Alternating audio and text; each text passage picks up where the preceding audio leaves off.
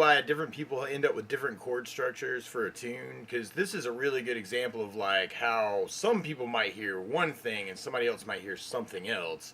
Because like even on the intro, actually, like when it hits that C F G F at the top randomly, that C F, I bet you that Billy's actually playing a C chord right after that instead of the G.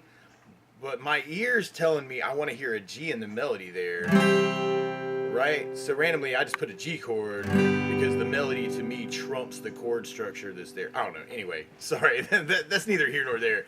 But then some of the bass note implications in this tune kind of work that same way. It's like there are times where, like on the first chart, right, it's 9 o'clock on a Saturday, right? You got the C.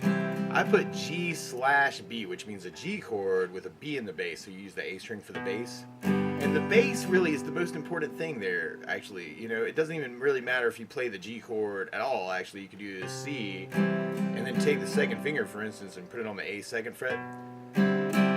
Work that little bass walk down to the A minor, and like it's a subtle, it's who's gonna care if, especially if you're playing the solo, whether you play, you know, C, G/B, A minor versus C, C/G, B, A minor, because your ear gravitates to the bass. And randomly I'm doing a bass down up down when I change, right? Bass down up down. This whole tune's in 3/4, so you can work 3 downs on each chord. If you want an easy way to do it, C 2 3 G 2 3 A minor 2 3 G 2 3. I was thinking on down down up down up down down up down up G down up down up A minor down up down up G down up down. And then the F changes. I was making an F major 7.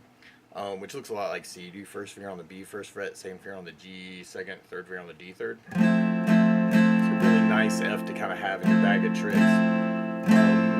So anyway, so the F down up D minor, D, G, C, down up G, down up A minor. But even mixing those up.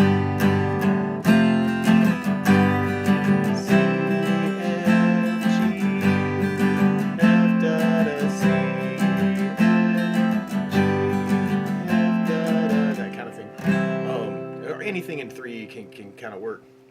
A couple of the other bass changes that kind of happen through the tune. There are places where you'll see D/F sharp, which is a D major chord, which you could just play D and let the bass player play the F sharp. If you want to cover that note, I was doing this when I was demonstrating the chart.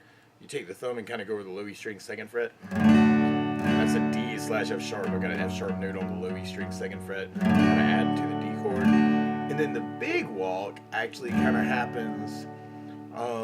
Where you got the G, G/F, G/E, G/D, and I know that's hard to read.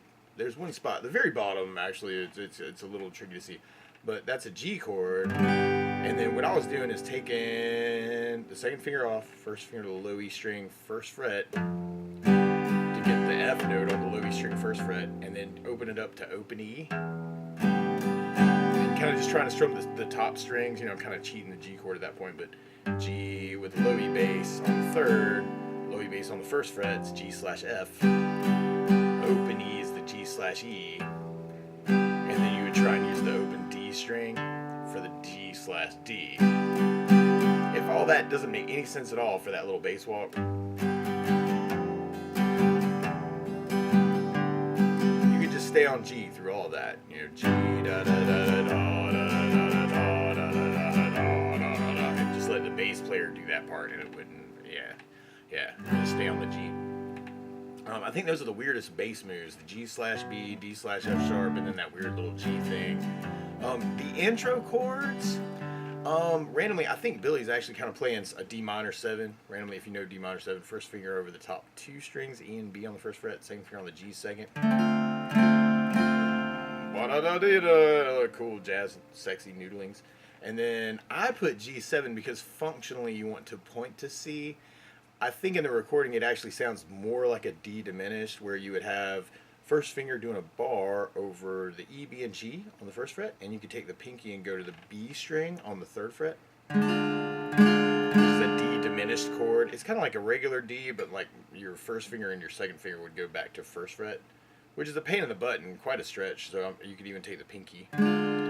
Do it that way. So in tab, From the low E to the high E string, it's don't play me, and then open 1 3 1. If you want to use that D diminished instead, I think functionally the G7 sets you up for the C better, or even just a G chord. Actually, if you see G7, you can just play G if you're just starting out, because those two chords are the 2 and the 5 to point you to the C chord, right? To start the tune. So, depends. There's probably even tabs for that intro lick that he does on the piano. That's a really cool lick, but probably something a little bit over the heads as somebody just starting out. But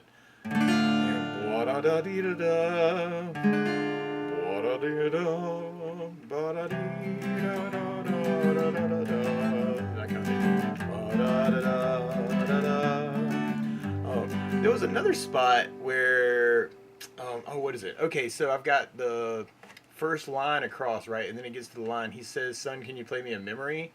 If you look to the far right of that, the very end of that phrase, you'll see this little walk down. When he gets to the first la da da da da da part, I think what I played when I was going through it and demonstrating it, as I started on the A minor, and this is random, instead of doing the G chord, I took the pinky and went to the low E on the 3rd fret and did an A minor / G. I just added the G note to the A minor chord, and then leading into the D / F sharp part, and then going down to the F, actually, and that's a really cool bass line too. It's a little A, G, F sharp, F bass line thing. But anyway, I think I cheated that. I don't think I played the G. This is where I was talking originally about, like, man, isn't it so weird people end up with different charts? Because, like, the main thing there really is the bass line, so that's why I put G major, because that's more important to have that bass note in there than to go A minor / G, especially if you were playing uke or bari uke or banjo or mandolin or some other instrument like that. It ends up working out better to have just that G chord to support the G in the bass than it is to go, man, it's really an A minor chord with the G in the bass. Don't even worry about it. I just think it's interesting because, like, this chart, I'm sure you'd find different versions of this depending on who wants to say what and what different people are kind of hear as the most important thing, whether it be the melody or the bass line or the actual harmony part that's kind of, in between those two parts. Anyway, great request, awesome request, and I hope that chart helps. So, best of luck. Don't forget to subscribe.